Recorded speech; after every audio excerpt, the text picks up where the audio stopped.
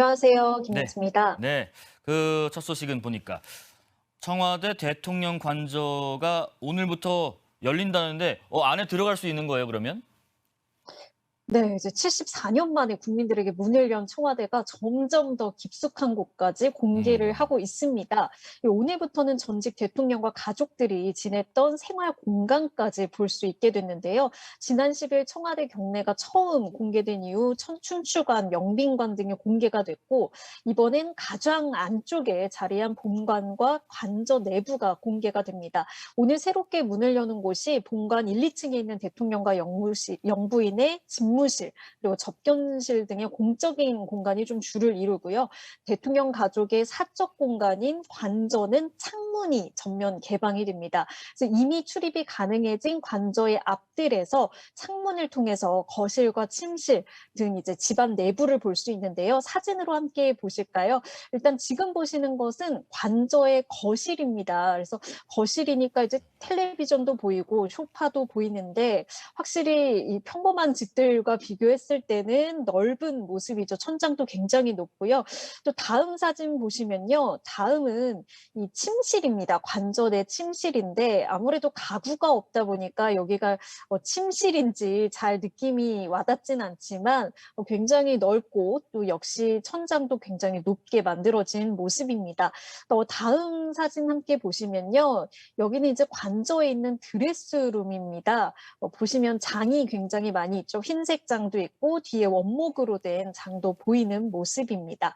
다음 사진 보시면은 이제 메이크업실도 관저에 있더라고요. 근데 딱 봤을 때 뭔가 방송국 메이크업실보다 확실히 더 좋은 것 같다는 생각이 들었습니다.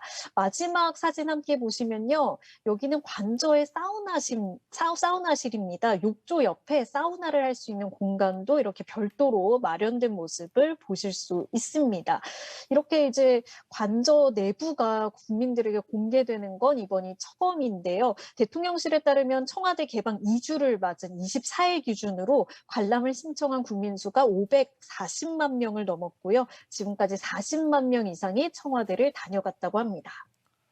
뭐 창문 밖으로 보는 건 좀 아쉽긴 하지만 우와, 저 사우나실 저거는 진짜 한번 좀 가능하면 기회가 되면 한번 체험해보고 싶을 정도로 부럽습니다. 저런 곳에 대통령 내외가 사셨군요. 알겠습니다. 다음 소식은 여의도에서부터 서울대까지 16분 만에 간다. 절대 못 가요. 이거 차 타고 가도 지금 이 시간 가도 한 3, 40분 걸리고 대중교통 타면은 한 1시간 넘을걸요? 그쵸. 출퇴근 시간이 네. 굉장히 이제 오래 걸리는데요.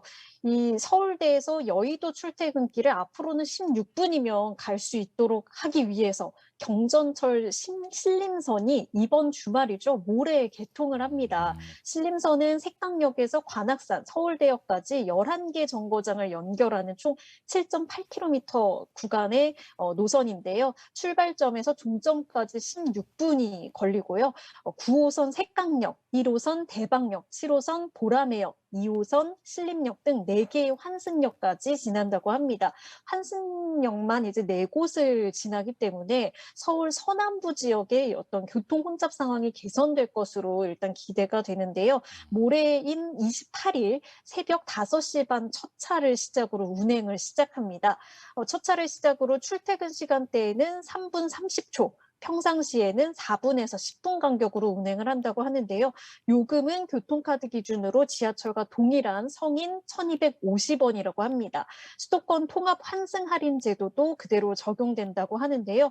신림선은 우이신설선에 이어서 서울에서 두 번째로 운행되는 경전철입니다. 개통식은 내일 오전 10시 보라매 공원에서 열릴 예정이라고 하네요. 그러니까 이제 여의도에서도 우리 KBS 별관이 있는 색강역 쪽에서부터 쭉 밑으로 내려오네요. 보니까 색강역, 대방역, 서울지방 병무청역, 서울지방 병무청역이라는 생겨. 보라매역, 보라매공원역, 당곡역, 신림역, 서원역 해서 쭉 가고 관악산역, 서울대역. 옛날에 이 수다맨이 많이 하셨던 것 같은데. 자, 하여튼 신림선 28일에 개통이 된다고 합니다. 잘 이용하십시오. 16분 아주 간편할 것 같습니다.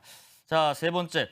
테라 2.0 결국 나오기로 했는데 이거 괜찮은 거예요? 이거 테라 때문에 많이들 피해 손해 보신 분 많으실 텐데.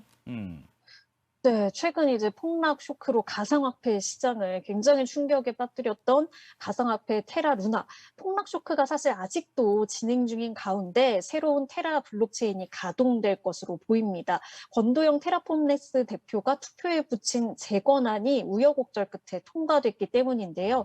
권대용 대표의 제안이 당초 이제 원래 테라 커뮤니티에 공개됐을 때는 회원들로부터 90%가 넘는 반대표를 받았는데요. 그런데 권 대표가 블록체인상 거래를 확인하는 검증인만을 대상으로 다시 투표를 해야 한다라고 해서 다시 표결을 강행했고 결국 통과를 했습니다. 아무래도 루나 보유량이 많을수록 이 투표권이 커지는 구조 때문에 반대 목소리를 낸 개미 투자자들의 의견은 좀 사실상 반영되지 못한 것으로 보이는데요. 투표에서는 루나 토큰을 부활시키고 새로운 테라 블록체인을 만들기로 했다고 합니다. 기존 블록체인은 테라 클래식으로 바꾸고 가상화폐 루나도 토큰 루나 클래식으로 이름이 수정되는데요. 권 대표는 테라 2.0을 가동하면 총 10억 개의 새 루나 토큰을 기존 보유자들에게 나눠주겠다라고 밝혔습니다. 이르면 내일부터 새 블록체인이 가동될 것으로 전망이 되고 있는데요. 하지만 테라 루나와 이 권 대표를 둘러싼 논란이 여전히 진행 중이고 또 국내에서는 권도영 대표 등을 두고 수사까지 진행 중이기 때문에 이번에 이렇게 새 테라 가상화폐 출시를 강행한 것을 두고서도 계속 좀 논란이 이어질 것으로 보입니다. 또 아직 이 회복이 되지 않은 상황에서 과연 이 새 가상화폐가 시장에서 어떻게 받아들여질지도 좀 더 지켜봐야 될 것 같습니다. 그러네요. 손해를 많이 보셔서 이 손해를 좀 회복을 하고 싶으신 분들 상당히 많으실 테고 이게 또 2.0으로까지 확장해서 또 나오는 게 맞는 것인가 싶은데 보니까 산성이 60%를 넘었다고 하니까 뭐 나올 수밖에 없겠군요. 하여튼 투자 이게 주식이나 다른 투자처럼 이렇게 뭔가 이렇게 좀 보존되는 게 없기 때문에 좀 조심하셔서 꼼꼼히 살펴보시면 좋을 것 같습니다. 범죄도시 2, 저번에 얘기했었는데 이거 100만 관객 넘었다고 했었죠. 뭐 혹시 또 새로운 기록을 세운 게 있습니까?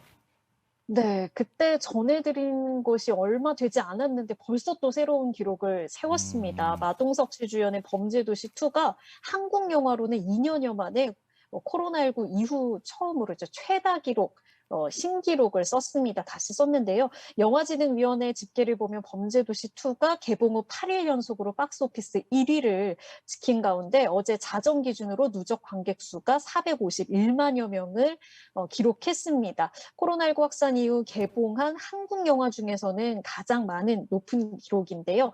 좀 전까지는 황정민 씨, 이정재 씨 주연의 다만 악에서 구하소서가 2020년 8월 개봉해서 최종 관객 435만 명으로 흥행 1위에 올라 있었습니다. 범죄도시2가 이 상영 첫날인 지난 18일에 46만 명이 관람한 것을 시작으로 이틀 만에 누적 관객 100만 명을 돌파했었고 4일째인 200만 명을 돌파하면서 파죽지세 흥행을 이어가고 있는 모습입니다. 46만, 100만, 200만. 이 코로나 이후에 다만 악에서 구하소서를 넘어서는 이거 뭐 이런 기사라면 뭐 또 한 번 천만 영화로 등극할 수 있을지 않을까 하는 기대까지 돼봅니다. 하여튼 뭐 마동석 효과인가요? 아니면 새로 나온 그 빌런 그 배우의 효과인지 모르겠습니다. 범죄도시 2 지난번에 저 본다고 했는데 아직도 못 봤어요. 꼭 봐야지. 김민지 네, 기자. 저도 아직 못 네. 아, 봤습니다. 그래요? 네. 알겠습니다. 뭐 같이 네. 보러 갈 수는 없을 것 같고. 네, 알겠습니다. 고생하셨습니다. KBS 김민지 기자의 8분 MG였습니다. 감사합니다. 감사합니다.